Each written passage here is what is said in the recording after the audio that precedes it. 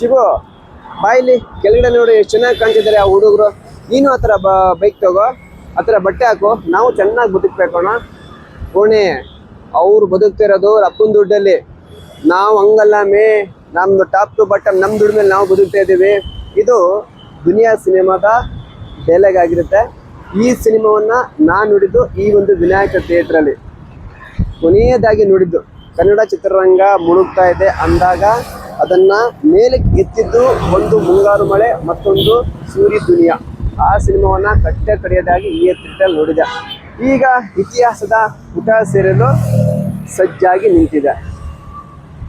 Vinayaka theatre ಕೆಳಗಡೆ ಇನ್ನೊಂದು theatre ಇದೆ. ಯಾವುದು ಅಂದರೆ ರಂಗನಾಥ ಚಿತ್ರಮಂದಿರ ಅಂತ. 2 ಥಿಯೇಟ್ರು ಈಗ ಇತಿಹಾಸದ ಪುಟ ಸೇರಲು ಈಗ ಸಜ್ಜಾಗಿದೆ.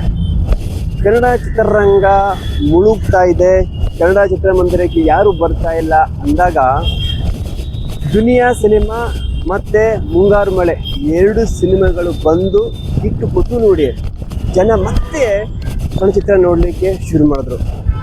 ಈ ಸೂರ್ಯ ದುನಿಯಾ ಸಿನಿಮಾವನ್ನು ನೋಡಲಿಕ್ಕೆ ನಾನು ಮತ್ತು ನಮ್ಮೂರಿನ ಧರ್ಮಪ್ರಕಾಶ್ ಅವರು ಈ ಚಿತ್ರಮಂದಿರಕ್ಕೆ ಬಂದಿದ್ವಿ. ಕಡೆದಾಗಿ ನೋಡಿದಂತಹ ಸಿನಿಮಾ ಇದಾಗಿತ್ತು. ತುಂಬ ಚೆನ್ನಾಗಿದೆ ಈ ಸಿನಿಮಾ. ಹಾಗೆಯೇ ಈ ಥಿಯೇಟ್ರ್ ಕೂಡ ತುಂಬ ಚೆನ್ನಾಗಿದೆ ನೋಡಿ. ಕನ್ನಡ ಚಿತ್ರರಂಗಕ್ಕೆ ಜನ ಬರ್ತಾ ಇಲ್ಲ, ಮತ್ತು ಕನ್ನಡ ಚಿತ್ರರಂಗದಲ್ಲಿ ಒಳ್ಳೊಳ್ಳೆ ನಟರಿದ್ದಾರೆ, ಕಲಾವಿದರಿದ್ದಾರೆ, ತಂತ್ರಜ್ಞಾನರಿದ್ದಾರೆ. ನಮ್ಮ ಕನ್ನಡ ಚಿತ್ರರಂಗ ಯಾವುದಕ್ಕೂ ಕಡಿಮೆ ಇಲ್ಲ. ಸಿನಿಮಾ ಥಿಯೇಟ್ರು ಸಿಗ್ತಾ ಇಲ್ಲ, ಇರೋ ಸಿನಿಮಾವನ್ನು ಉಳಿಸೋಕ್ಕೆ ಆಗ್ತಾ ಇಲ್ಲ, ಇರೋ ಒಂದು ಚಿತ್ರಮಂದಿರವನ್ನು ನಾವು ಉಳಿಸ್ಕೊಳ್ಳೋಕ್ಕೆ ಆಗ್ತಾ ಇಲ್ಲ ಅಂತ ಒಂದು ಬೇಜಾರಿದೆ. ಈ ಒಂದು ವಿನಾಯಕ ಥಿಯೇಟ್ರ್ನಲ್ಲಿ ಜೋಗಿ 100 ದಿನ ಓಡಿದೆ, ಹಾಗೆ ವಿಶ್ವಾಸ ಕೂಡ 100 ದಿನ ಓಡಿದೆ. ಮತ್ತು ಹಾಗೇನೆ ಸೂರ್ಯ, ವಿಜಯ್, ರಜನಿಕಾಂತ್ ಎಲ್ಲ ಸಿನಿಮಾಗಳು ಕೂಡ ಈ ಒಂದು ಚಿತ್ರರಂಗದಲ್ಲಿ 100 ದಿನ ಓಡಿದೆ.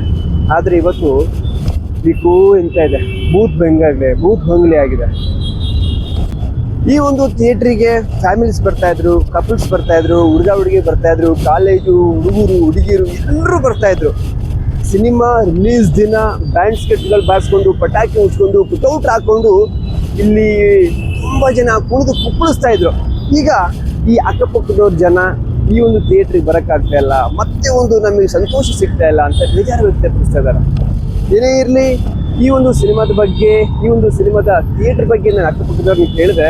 ಅವರು ಏನೇನೋ ಕಾರಣ ಹೇಳಿದ್ರು. ಅದೇನೇ ಕಾರಣ ಇರಲಿ, ಈ ಒಂದು ಚಿತ್ರಮಂದಿರವಾಗಿ ಉಳಿಲಿ ಅನ್ನೋದು ನಮ್ಮ ಕನ್ನಡ ಚಿತ್ರರಸಿಕರ ಹಾಗೂ ಎಲ್ಲ ಭಾಷೆಯ ಚಿತ್ರರಸಿಕರ ಆಶಯ ಆಗಿದೆ.